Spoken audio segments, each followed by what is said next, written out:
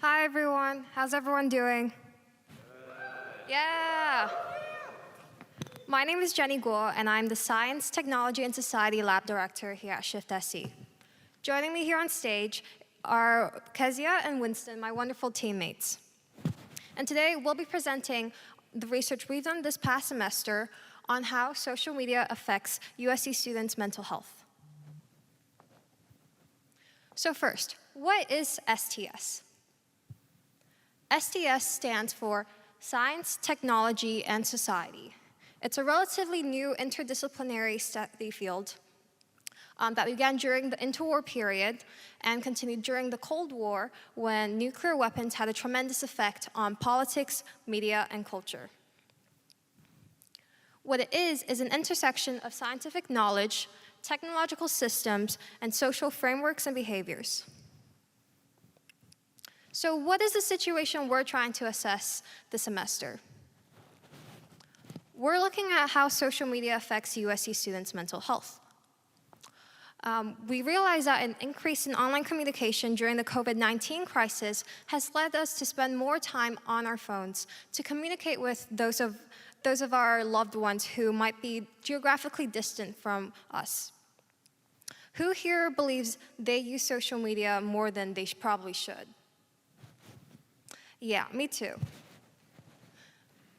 But by doing this, we're experiencing our social life through filtered and often misrepresented phone screens. And because social media is so reinforcing and addictive, it prompts the detrimental effects even more. So we looked at how USC students can engage or do engage with social media, its effects on our mental health, and also some ways we can combat these detrimental effects in our research.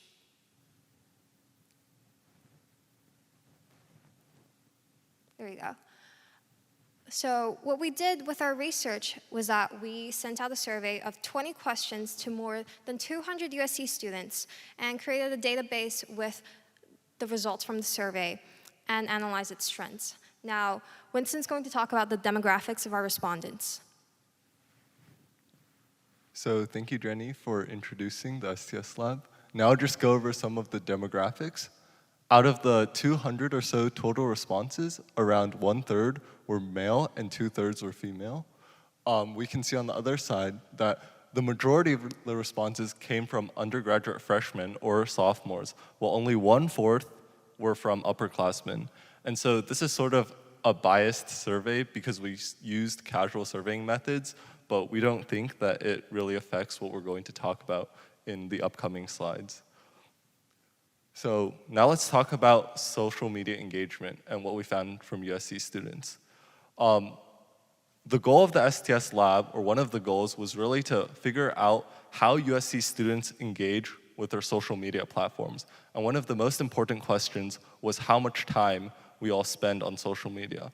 So looking at the data here, we can see that the average USC student spends around 2 to 4 hours on social media each day, although the majority of USC students spend more than 4 or even more than 6 hours on social media. So this is a significant portion of their time spent on social media, and it actually averages out to around 3 hours spent per day. Compared to the US average, which is like 2.5 hours a day, USC students are perhaps spending more time on social media than they should. So this leads us to the question, when are we engaged? So we spend this much time, when exactly are we spending it? We asked USC students, and almost 100% responded that they spend time on social media either immediately after they wake up or immediately before they go to sleep. And I'm sure everyone really relates to the feeling of, like, you wake up and before you even open your eyes, your hand is reaching over to your phone to check for notifications. And I think like the Squidward up there sort of like is like the representation, you know? Your eyes like aren't even opened yet, but you're like reaching over. Yeah, but studies have shown that this is a really bad habit, actually. It affects our sleep cycle, and even in the long term, it can affect our performance and our lifestyle in general. We also asked when students generally use social media, and we found that Whether it's in class or even during meals or spending time with friends, people have become more and more comfortable with spending their time on social media. And this just sort of reflects the blurring line between social media and reality. And Kezia will talk about that and the effect on USC students' mental health on her upcoming slides. We also asked how people use social media to connect with other people around them. So Instagram, unsurprisingly, along with Snapchat, makes up almost 100% of how USC students connect with their friends. We can see that to connect with the older generation and adults or family, students use either Facebook or WhatsApp to connect with them, which is sort of an interesting showcase of the different technological preferences between generations. For job opportunities, we have LinkedIn, and for the other things, Instagram also takes the lead.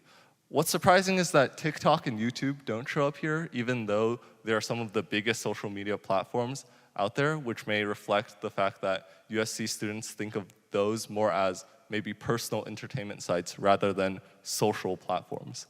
But now I'll hand it back to Kezia, who will talk about the mental health aspects of this. So now we're going to connect what Winston said to mental health and social stress levels. So we observed the time spent on social media and the average social stress levels, and we realized that when you spend more time on social media, your social stress levels will increase. And so we also observed that more hours spent on media, you're seeing more videos and photos, which can give you more of that social stress. In addition, we also analyzed the time spent on social media with FOMO, which means fear of missing out. And again, a longer time spent on social media leads to a higher level of FOMO from social media. And we came to a conclusion that when you spend more hours scrolling through these images or videos, you see more of photos of like your friends hanging out without you, and this can lead to a fear of missing out, which then can lead to social stress. In addition, a lot of people go to social media for validation or sense of self-worth. And we also analyzed this with how people view concepts of beauty on social media. And here we noticed that people that seek validation on social media actually have a strong sense of beauty based on those media platforms. And this validation can also lead to social stress as well, because more people are either stressed about making themselves look good on social media platforms or having that perfect lifestyle. From our research, it's obvious that social media has a negative effect on students' academic and social stress levels, especially, as Kezia talked about, if they seek validation on these platforms. So, what are some ways that we can mitigate these stress levels we get from social media? Our first tip is to turn your phone to grayscale. Who here has heard of this trick before? That's great. I learned about this through Shift's new initiative, the Digital Wellbeing Workshops. Yeah, exactly. What this means is turning your phone to a black and white mode so the user interface is less appealing for your eyes. Our second trick is to limit your social media content. This means being in control of the content you engage in, instead of letting social media and these platforms control what you look at on social media. So examples of this include having a favorites list on Instagram so you only choose to view your best or close friends instead of everyone who's on your feed. Our third trick is to limit the time you spend on your social media using certain apps. Examples here are Planty and Self-Control, which both help you limit times you spend on specific apps. And finally, you can always choose to log off social media completely and escape the interfaces that make you so addicted to these websites and that cause you social and academic stress. Obviously, we don't want to ignore that social media has many benefits as well, including how it can connect you with people geographically distant from you and also open your eyes to new perspectives around the globe.